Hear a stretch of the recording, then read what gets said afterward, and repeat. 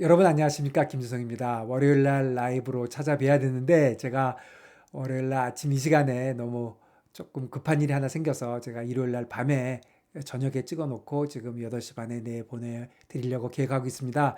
여러분들 죄송합니다. 제가 라이브를 해드렸으면 좋았을 텐데 근데 어쨌든 어제 저녁에 시장이 없었으니까 큰 차이는 없을 것이라고 생각합니다.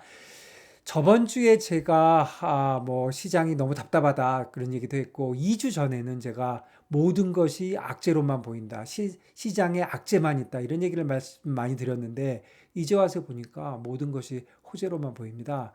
시장이 이렇게 일주일 사이에 많이 변하고 있고 그러니까 역시 시장은 자기 보는 눈대로 봐야지 너무 휩쓸리는 것도 어떨 때는 나쁘다 이런 생각도 듭니다. 뭐 다음 주에 또 시장이 어떻게 될지 모르겠지만 일단 지금은 모든 것이 많이 되돌려졌다 이런 생각이 듭니다. 그래서 저번 주에 우리가 걱정했던 내용들을 다시 한번 되짚어 보면은 제가 그 만들었던 표 한번 보시죠. 요건데요. 저번 주에 제가 2022년 가을에 로에서 하이를 갔다가 지금 여기까지 내려왔다. 그래서 하이에서 지금까지 이런 식으로 많이 내려왔다. 그리고 또 지금부터 로까지가 코스피는 7%밖에 안 남았다. 뭐 달러예는 뭐 어쩌다. 뭐 이런 얘기를 말씀드렸잖아요. 제가 일부러 안 바꿔놓고 이 오른쪽에다가 지금 숫자를 적었습니다. 지금 S&P, 나스닥, 유로, 니케이, 코스피인데 뭐 니케이하고 코스피는 금요일 날 미국장이 많이 올랐으니까 유로도 마찬가지네요. 조금 오르겠죠. 그런데 그걸 일단 요거를 제가 여기다 한번 넣어 보겠습니다. 얼마나 변하는지. 이제 많이 변했죠. 아까하고 비교해 보면 7%였던 게 요게 7%나 7%면 갈게 이제 10%까지 벌어졌는데 뭐 오늘 한 뭐 1% 정도 더 오른다고 보면 더 많이 벌어진 거죠. 그리고 이 달러 인덱스 뭐 이런 게 많이 변했는데 이것도 한번 이걸로 바꿔 볼게요. 지금하고 지금 거 한번 잘 보시고요. 제가 누르면 바로 바뀌거든요. 네. 뭐 차이가 많이 있죠. 특히 달러 이엔은 뭐 사실 거의 비슷하지만 다른 것들 지금 이게 많이 내려온 거죠. 106.6이었던 게 지금 105가 된 거니까요. 잠깐만요. 예, 105가 된 거니까 거기서 많이 변했고요. 달러에는 많이 안 움직였고 이것도 한번 바꿔볼게요.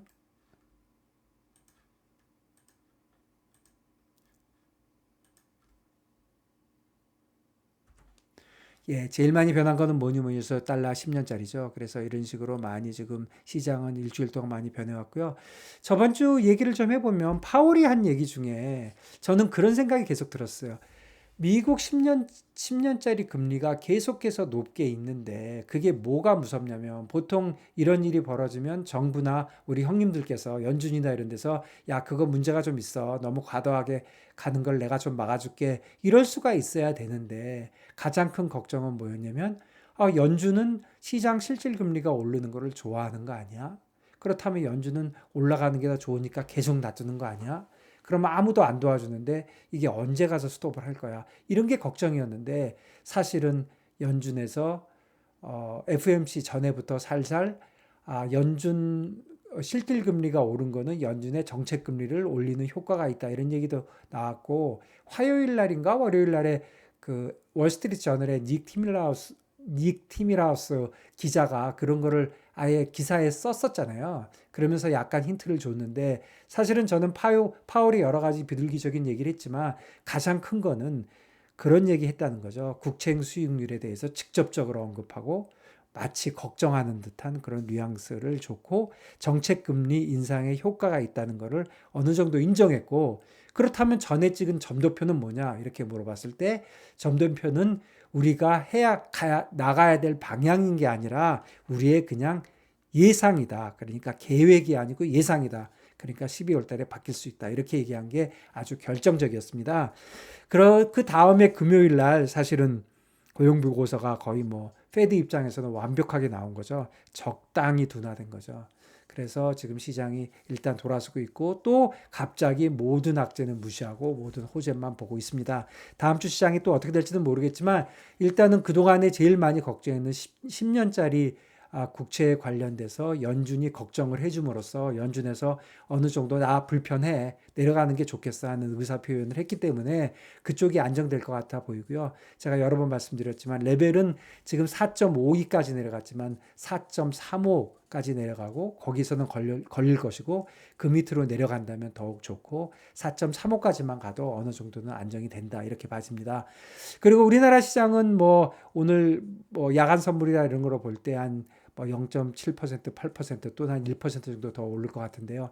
우리나라 시장도 저번 주 또 저저번 주에 있었던 그런 뭐 작전주 이슈, 그다음에 쏠림 현상에 있던 2차 전지 문제, 또 테슬라가 또 어느 정도 반등을 함으로써 그런 거를 많이 만회했기 때문에 어느 정도 우리나라 시장도 탄력을 받을 걸로 생각이 됩니다.